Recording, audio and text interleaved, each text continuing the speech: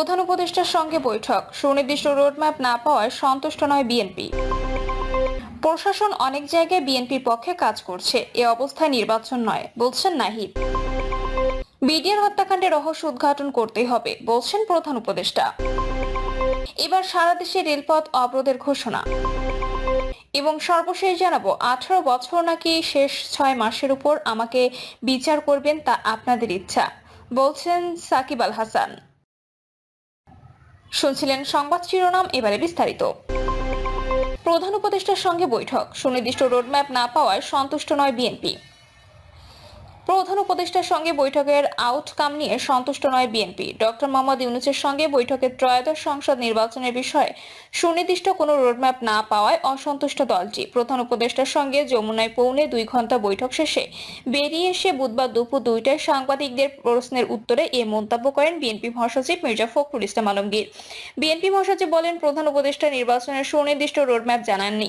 তিনি ডিসেম্বর থেকে জুন মাসের মধ্যে নির্বাচনের কথা বলেছেন। আমরা বলেছি ডিসেম্বর নির্বাচনের কাট অফ সময়।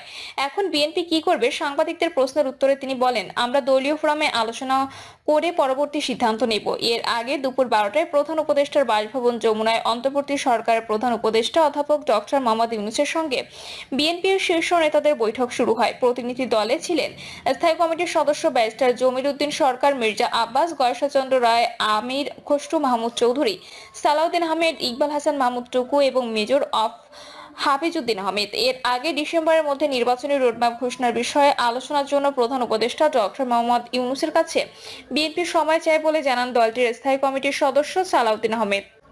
তিনি বলেন, বিভিন্ন ইস্যুতে প্রধান উপদেষ্টার সঙ্গে সাক্ষাতের সময় চেয়েছে বিএনপি। ডক্টর ইউনূসের সঙ্গে আলোচনার পরই পরবর্তী সিদ্ধান্ত নেবে দল। নির্বাচন নিয়ে সৃষ্ট ধোঁয়াশা কাটাতে সুনির্দিষ্ট রোডম্যাপ ঘোষণা জরুরি বলেও জানান দলটির প্রভাবশালী এই নেতা। এদিকে বিকেল 3টায় জাতীয় ঐক্যমত্য কমিশনের সঙ্গে বিএনপির বৈঠক অনুষ্ঠিত হওয়ার কথা রয়েছে। দুই বৈঠক সহ সার্বিক বিষয়ে রাতে গুলশানে দলের চেয়ারপারসনের কার্যালয়ের সর্বোচ্চ নীতি নির্ধারণী ফোরাম জাতীয় স্থায়ী কমিটির বৈঠক হয়। লন্ডন থেকে বৈঠকে ভার্চুয়ালি সভাপতিত্ব করেন ভারপ্রাপ্ত চেয়ারম্যান তারেক রহমান। বৈঠক সূত্র জানায়, এতে প্রধান উপদেষ্টা ও জাতীয় ঐক্যমত্য কমিশনের সঙ্গে দুই বৈঠকে কি নিয়ে আলোচনা হবে তা ঠিক করা হয়। সংশ্লিষ্ট নেতারা জানান, প্রধান উপদেষ্টার সঙ্গে বৈঠকে জাতীয় নির্বাচনের জন্য সুনির্দিষ্ট রোডম্যাপ এবং নির্বাচন ঘিরে বিভ্রান্তি দূর করা নিয়ে আলোচনা করার প্রস্তুতি নিয়ে যান তারা, কিন্তু বৈঠকে সুনির্দিষ্ট কোনো রোডম্যাপ ঘোষণা হয়নি। প্রশাসন অনেক জায়গায় বিএনপির পক্ষে কাজ করছে, এ অবস্থায় নির্বাচন নয় বলছেন নাহিদ। জাতীয় নাগরিক পার্টির আহ্বায়ক মোহাম্মদ নাহিদ ইসলাম বলেছেন, প্রশাসন অনেক জায়গায় বিএনপির পক্ষে কাজ করছে, এ অবস্থায় নির্বাচন করা সম্ভব নয়। এনসিপির আহ্বায়ক বলেন, বর্তমান সময়ে যে মাঠ প্রশাসন রয়েছে সেই মাঠ প্রশাসন মনে হচ্ছে নিরপেক্ষ আচরণ করছে না। বিভিন্ন জায়গায় জাতীয় নাগরিক পার্টির নেতাকর্মীদের ওপর হামলা চলছে এবং সেসব জায়গায় প্রশাসন নীরব ভূমিকা পালন করছে, এগুলোর কথা আমরা বলেছি। তিনি বলেন, আমরা দেখছি প্রশাসন বিএনপির পক্ষ অবলম্বন করছে অনেক জায়গায়। মাঠ পর্যায়ে যেসব জায়গায় চাঁদাবাজি চলছে সেই জায়গায় প্রশাসন আসলে নীরব ভূমিকা পালন করছে। আমরা বলেছি, এ ধরনের প্রশাসন যদি থাকে তাহলে এর অধীনে নির্বাচন করাটা সম্ভব নয়। লেভেল প্লেইং ফিল্ডের জন্য নিরপেক্ষ প্রশাসন, আমলাতন্ত্র, পুলিশ নিশ্চিত করতে হবে। নাহিদ ইসলাম বলেন, সংস্কার বিষয়ে আমরা যে প্রস্তাবনাগুলো সংস্কার কমিশন দিয়েছি সেগুলোর কথা বলেছি। আমরা বলেছি আমাদের 3টি দাবির কথা: সংস্কার, বিচার ও গণপরিষদ নির্বাচন। তিনি বলেন, আমরা বলেছি যে আমরা এখানে ন্যূনতম সংস্কার নয় বরং রাষ্ট্রের মৌলিক সংস্কারের জন্য আমরা কাজ করছি। এই পরিবর্তনগুলো ছাড়া নির্বাচন হলে তা গ্রহণযোগ্য হবে না। সেই নির্বাচনে জাতীয় নাগরিক পার্টি অংশগ্রহণ করবে কিনা সেটাও বিবেচনাধীন থাকবে। বিডিআর হত্যাকাণ্ডের রহস্য উদ্ঘাটন করতেই হবে বলছেন প্রধান উপদেষ্টা। বিডিআর হত্যাকাণ্ডের রহস্য উদ্ঘাটন করতে হবে বলে জানিয়েছেন অন্তর্বর্তী সরকারের প্রধান উপদেষ্টা অধ্যাপক ডক্টর মোহাম্মদ ইউনূস। বিকেল 5টায় রাষ্ট্রীয় অতিথি ভবন যমুনায় প্রধান উপদেষ্টার সঙ্গে সাক্ষাৎ করে বিডিআর হত্যাকাণ্ডের ঘটনায় গঠিত তদন্ত কমিশনের সদস্যরা। এ সময় প্রধান উপদেষ্টা ওই কথা বলেন। তদন্ত কমিশনকে সরকারের পক্ষ থেকে সর্বোচ্চ সহযোগিতা করা হবে জানিয়ে ডক্টর মোহাম্মদ ইউনূস বলেন, নৃশংসভাবে নিজেদের অফিসারদেরই তারা মেরেছিল। নৃশংসভাবে এই হত্যাকাণ্ড ঘটানো হয়েছে। পুরো জাতি তদন্ত কমিশনের দিকে তাকিয়ে আছে উল্লেখ করে প্রধান উপদেষ্টা বলেন, আমরা সবাই উত্তর খুঁজছি। কমিশনকে এই ঘটনা তদন্তে সফল হতেই হবে, এর রহস্য উদ্ঘাটন করতেই হবে। বিডিআর হত্যাকাণ্ডের ঘটনায় তদন্ত কার্যক্রম পুরোদমে এগিয়ে চলছে জানিয়ে তদন্ত প্রতিবেদন আগামী জুনের মধ্যে চূড়ান্ত করা হবে বলে প্রত্যাশা ব্যক্ত করেছেন তদন্ত কমিশন প্রধান মেজর জেনারেল আলম ফজলুর রহমান বলেন, আমরা বিভিন্ন পক্ষের সঙ্গে যোগাযোগ করছি। যেহেতু 16 বছর আগের ঘটনা, তাই অনেকের সঙ্গে যোগাযোগ করতে গিয়ে কিছুটা বিলম্ব হচ্ছে। অভিযুক্ত অনেকেই দেশের বাইরে অবস্থান করছেন। আমরা পররাষ্ট্র মন্ত্রণালয়ের সঙ্গে সমন্বয় করে তাদের বিষয়ে খোঁজ নিচ্ছি। আমরা কারাগারে থাকা কয়েকজনের সাক্ষাৎকার নিয়েছি। তদন্তের জন্য যোগাযোগ করা প্রয়োজন এমন 23 জন বিদেশে অবস্থান করছেন। তার মধ্যে 8 জন সাক্ষাৎকার নেওয়ার জন্য যোগাযোগ করেছেন বলেন তিনি। কমিশন প্রধান আরো বলেন, আমরা হত্যাকাণ্ড নির্যাতনের প্যাটার্নটা নিয়ে তদন্ত করছি। ডিজিকে হত্যার পর বাকিদের হত্যা করা হয়েছিল। এটি ছিল একটি পরিকল্পিত হত্যাকাণ্ড। পরিকল্পনা ছাড়া এমন হত্যাকাণ্ড হতে পারে না। এটা যেন একটা পলাশির পুনরাবৃত্তি।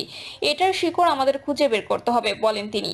কমিশনের সদস্য মেজর জেনারেল জাহাঙ্গীর কবির তালুকদার বলেন, এমন জঘন্য হত্যাকাণ্ডের ঘটনায় একজন কর্মচারীকেও সরানো হয়নি, কাউকে দায়ী করা হয়নি। এটা গোয়েন্দা সংস্থা, সামরিক বাহিনী এবং রাজনৈতিক ব্যর্থতা। এবার সারা দেশে রেলপথ অবরোধের ঘোষণা।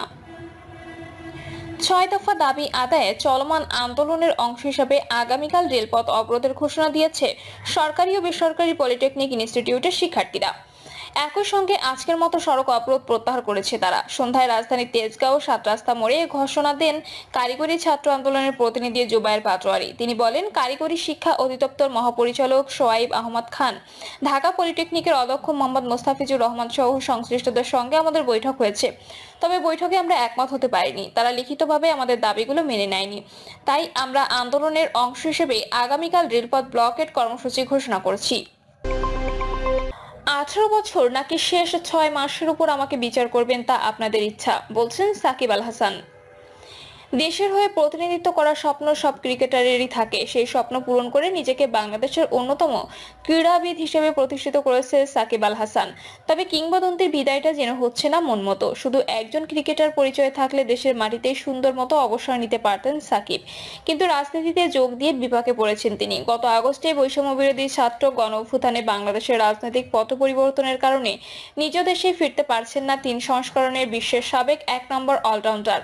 স্বাভাবিকভাবেই যেটা হওয়ার কথা ছিল সেটার জন্য এখন স্বপ্নই দেখতে হচ্ছে সাকিবকে। আবারও বাংলাদেশের জার্সিতে মাঠে নেমে দেশের মাটিতে অবসর নেওয়ার স্বপ্ন দেখছেন তিনি। সাম্প্রতিক সময়ে ঘটে যাওয়া আরো অনেক বিষয় নিয়ে নিজের ভাবনার কথা বাংলাদেশের একটি দৈনিক ইংরেজি পত্রিকাকে জানিয়েছেন সাকিব। দেশের হয়ে আবারও খেলার কথা জানিয়ে সাকিব বলেছেন, হ্যাঁ, আমি সংসদ সদস্য ছিলাম, কিন্তু এখন তো আর নেই, এবং কোনো দলে কোনো রাজনৈতিক পদও নেই। যে কাজটি গত 18 থেকে 20 বছর ধরে করছি সেটা থামিয়ে দেওয়াটা কি আপত্তিকর নয়? এখনো বাংলাদেশের হয়ে খেলে খুব ভালোভাবে ক্যারিয়ার শেষ করতেই চাই। যদি সুযোগ থাকে আমি 1 সিরিজ 2 সিরিজ নাকি আরো 1 বছর খেলবো, সেই পরিকল্পনা করতে চাই। স্বপ্ন পূরণের জন্য যা যা করার প্রয়োজন তা করার চেষ্টা করবেন বলে জানিয়েছেন সাকিব। তিনি বলেছেন, দেশের হয়ে খেলাই আমার সবচেয়ে বড় ইচ্ছা এবং সেজন্য নিজের সবকিছু দিয়ে দিতে রাজি। এটাই আমার স্বপ্ন এবং সেটা পূরণ করতে সবকিছুই করছি।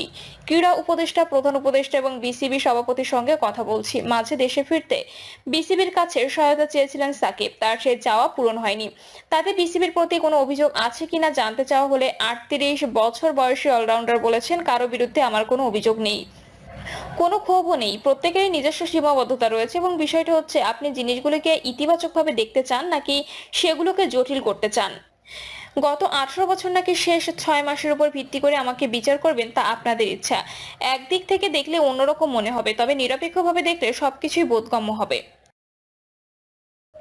প্রিয় দর্শক, এই ছিল এখনকার সর্বশেষ সংবাদ। আপডেট সব সংবাদ পেতে চ্যানেলটি সাবস্ক্রাইব করে বেল আইকনটি ক্লিক করে রাখুন।